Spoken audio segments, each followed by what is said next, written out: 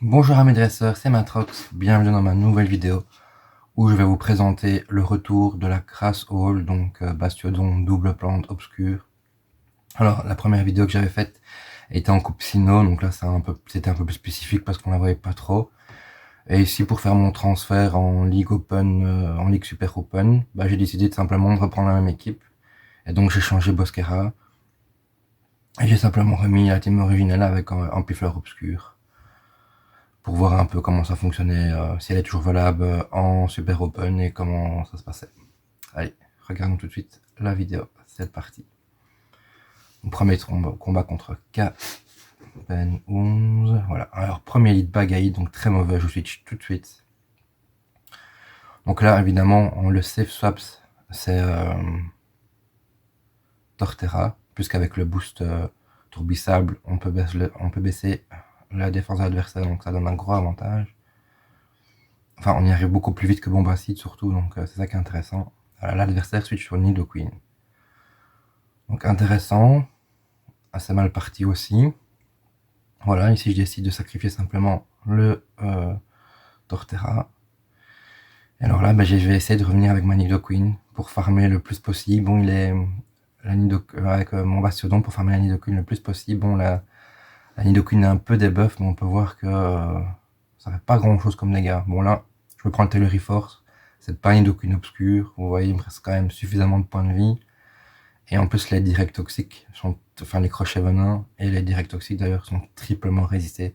Donc malgré qu'on se prend un debuff, j'essaye quand même de pas le cumuler, mais malgré qu'on se prend un debuff, ça fait pas grand chose à Bastiodon avec son bulk et sa triple résistance. Alors là tout de suite, évidemment comme je suis debuff, je switch sur Ampiflore. Voilà, vous avez vu, on a bien gratté le Bagaït, ça c'est important pour le ramener le plus bas possible en point de vie. En plus l'adversaire met un peu de temps à switch. Ici voilà, je sais bien que je peux tanker un éboulement du limon de Galar, donc je gratte. Alors j'essaie d'assurer le coup. Plutôt que d'envoyer l'âme-feuille, j'envoie Bombacide, et là en fait l'adversaire ne met pas de bouclier, donc j'aurais clairement dû aller sur l'attaque plante, mais voilà, du coup ici je reviens, mais j'ai trop peu de points de vie, j'ai mis 2 boucliers, mais j'ai trop peu de points de vie. Il y a encore le limon qui peut me farmer, voilà, en plus, l'éboulement fait quand même assez mal. Il fait plein de dégâts au tir de bout, j'ai le Bagaille dans le bac avec riposte. Donc là, clairement, j'ai mal géré, j'aurais dû investir plus de boucliers. Le problème, c'est que quand la Nidoqueen me rêve pas mes Telluriforce, donc c'était un match-up mal parti, mais c'est pas grave.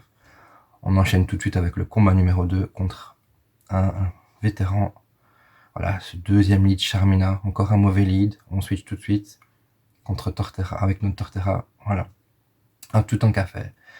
Alors ici, je me suis dit, j'ai perdu le premier lead parce que je pense que le premier combat, parce que je pense que je n'ai pas gardé le bon positionnement. Donc là, clairement, maintenant, je décide d'investir des boucliers et de gagner le face-à-face. En plus, quand tout en café, je sais bien que je peux gagner. Donc voilà, je spam le tourbissable, et voilà, ça passe in extremis. En plus, si vous laguez beaucoup, cette compo, c'est vraiment bien pour les lags, parce que comme vous laguez, vous faites plein d'attaques basiques, ça passe. Et là, derrière l'adversaire, j'ai gagné l'alignement, il sait bien qu'il n'y a plus rien à faire si son Pokémon derrière ne boule pas ma team, donc il abandonne. Voilà. Le deuxième combat est déjà terminé. Donc comme je le disais, si vous laguez beaucoup, c'est vraiment une team super. C'est une team à lag en fait, puisque le temps que l'adversaire comprenne ce qui passe avec le lag, son Pokémon il est down. Donc troisième combat, un autre lead Charmina, donc on a que des riposters pour le moment. Donc on a vraiment les cas de figure les plus difficiles. Bon là je switch sur mon Torterra, l'adversaire a mis un peu de temps, ce qui était étonnant, mais voilà, il a un Armure en réponse. Donc là évidemment c'est pas gagné. On met le petit debuff, bon ça c'est un choix. Parce que ça peut être intéressant de farmer le Armure le plus possible, mais en même temps, vu ses points de vie, ça devrait le faire quand même. Donc là j'arrive avec Bastiodon, on se charge. Alors là l'adversaire fait quelque chose d'un peu douteux, il essaye de faire le plus possible de piquer, mais regardez les dégâts que me fait piquer, c'est vraiment ridicule. Et moi du coup, je me gave en farmant avec anti-air. Dans cette cas-ci, quand vous avez un Bastiodon contre vous avec un Armure ou un type vol, le mieux c'est d'aller directement à Rapace. Comme ça vous cumulez les debuffs, et l'adversaire il se charge moins, et vous faites le plus de dégâts possible, parce que piquer les dégâts sont vraiment faibles. Là d'ailleurs je suis full chargé, j'ai presque 2 attaques chargées. Alors le Charmina revient, il fait une attaque, je mets pas de bouclier parce qu'en fait, à moins qu'il ait Dynamo Point, ce qui est très rare, il me fera pas grand chose puisque de toute façon, moi je vais switch après. Donc j'essaie de gratter quand même le Charmina.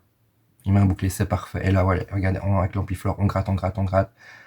On gratte, il est dans le rouge, il est presque KO, il switch. Donc là, c'est super. On pourra l'avoir avec une attaque chargée, peut-être même les attaques rapides.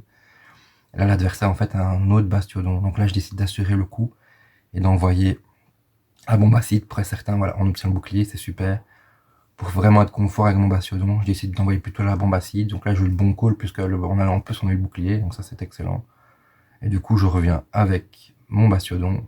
On sait bien que le timer n'est pas terminé, donc on a l'avantage. On se charge. Voilà, on peut prendre une autre attaque, mais ça n'a pas grand chose à bastiodon. J'essaie de garder quand même un bouclier parce que j'ai quand même peur des ripostes et du point boost qui fait quand même un peu de dégâts. Donc là, je décide quand même de garder un bouclier pour au cas où. Et là, voilà, d'ailleurs, la CMP. Donc là, pas de problème. De toute façon, on l'aurait tenu, mais il vaut mieux assurer le coup. Le point boost. Et là, voilà, on avait l'attaque chargée de prête. On l'envoie sur le Charmina. Et le combat est remporté. Donc 3 combats. 2 victoires, 1 défaite. Et une défaite parce que j'ai mal géré la situation. Donc pour l'instant, c'est pas mal. C'est vraiment pas mal. C'est parti pour les 4e combats. Donc là, vous voyez, on a 2250 de cote. C'est correct. C'est pas ouf, mais c'est correct. Et donc un lit monte. Donc 4e combat, un lit monte. Donc un autre mauvais lead. Donc là, je suis tout de suite contre mon ampiflore. Parce que la Boscara, en fait, résiste à toutes les attaques. Torterra, pardon, résiste à toutes les attaques des limons de gala. Donc c'est intéressant de l'aligner contre le limon de gala. Et donc là, à nouveau, j'essaie de gagner le match-up. Et en fait, Tenefix, il est tellement, c'est tellement une chips que je sais bien que je peux gagner, donc voilà, pas de problème. Donc du coup là, j'ai renversé le match, donc c'est quasiment gagné. Ici, on est agressif puisque l'adversaire a ses 2 boucliers. On se doute bien qu'il va shield. Voilà. Comme on a été beaucoup, les femmes n'ont pas beaucoup marché lors des précédents combats, donc on y va comme ça. Soit ça passe, soit on a le bouclier. On est sûr et certain. Voilà, là j'ai les 2 boucliers. C'est pas mal. On shield, on farm, pardon. Voilà, en plus l'adversaire se vide. Donc ça, c'est excellent. Et du coup, on aligne, voilà, on aligne Boscara.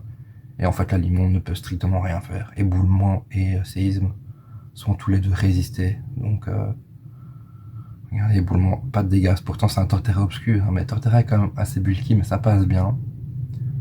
Et donc là, il va ramener son... Bah voilà, il ne le ramène même pas. C'est le combat terminé. L'adversaire abandonne. C'est ça aussi qui est drôle à la team, c'est qu'il y a beaucoup de rage kits en face. Et si ça lag, bah, tant mieux pour vous en fait. Donc c'est vraiment le moment, si vous laguez, c'est vraiment le moment de jouer cette équipe. Donc le dernier combat, lead Moyad. Alors, c'est ça qui est bien, c'est que dans cette série, on aura vraiment eu tous les mauvais leads possibles. Parce que Moyad est très piégeux s'il joue écume. Ici, comme il joue pas écume, je décide de voir son moveset. Et donc il va ballombre. Bon, comme de toute façon c'est une ABB, voilà, je décide de switcher, je gratte un peu, mais l'adversaire a été très réactif. Et d'ailleurs, l'adversaire envoie Airmur. Donc, classique, on essaie quand même d'envoyer le tourbusable pour pas non plus trop s'attarder. Parce que si jamais c'est trop long, l'adversaire pourrait charger son Airmur et re-switch sur Moyad en gardant un piqué chargé, ce qui serait pas bon pour nous puisqu'on a en plus fort dans le bac. Donc là, on attend bien le timer pour être certain de ne pas se retrouver piégé sur Bastiodon non plus. Et voilà, là, pas de bouclier, évidemment, on peut tout encaisser sans problème. Voilà. Et là, l'adversaire, il joue plus ou moins bien parce qu'il fait full rapace. Donc déjà, rapace fait beaucoup plus de dégâts. Et en même temps, comme il cumule les debuffs, ben, j'arrive beaucoup plus vite au bout de sa vie, donc je peux moins me farmer. D'ailleurs, regardez, bon, ça va encore, mais il me manque 1 ou 2 anti-air. Là, voilà, il arrive avec Bagaïd. Donc je décide d'envoyer mon lance-flamme, un petit lac qui m'a fait prendre 2 ripostes, donc assez bien de dégâts. Voilà, et là, il met pas de bouclier. Et là, j'envoie directement, et on gratte, et on gratte, et on gratte. Et c'est ça l'important. C'est qu'en fait, le Bagaïd, je l'ai beaucoup gratté. Donc du coup, il a apporté de l'autre lance-flamme. Ça, c'est très important. Un point boost, bon, tant pis. Ici, on compte les immédiates. C'était potentiellement un tricherie, on a fait point boost. Mais là, je suis sûr que c'est un point boost. Donc, on n'investit pas de bouclier. Voilà, pas de problème. Et là, l'adversaire suit sur Moyad. Mais du coup, Moyad, forcément, comme c'est un type haut, on roule dessus. J'envoie poison, bombe acide pour assurer le coup. Mais clairement, à partir du moment où il a envoyé le bagage, j'avais gagné. Avec mes 2 boucliers, j'avais gagné. Le bulldog qui passe, pas de problème. Là, j'avais le choix de pas mettre de bouclier ou pas. Comme en fait, je sais bien que voilà, ça va se terminer comme ça. Je l'ai investi pour gagner du temps. Mais c'était gagné. Donc voilà, avec la Grass Hall en open super, un beau 4 sur 5 avec un misplay du début, donc potentiellement un 5 sur 5. Donc super, bon ratio. Ici, bon, vous voyez, mon stockage de Pokémon et d'objets est plein. C'est vraiment la galère. Je suis en PLS de stockage de Pokémon. Je dois trier mon compte, mais j'ai plus de 4000 Pokémon à trier, donc c'est vraiment embêtant. Donc la petite Ambrelox qui fait plaisir. Et maintenant, on va voir combien on est monté. Le petit super bonbon aussi, super. Voilà, presque 2300 de cotes.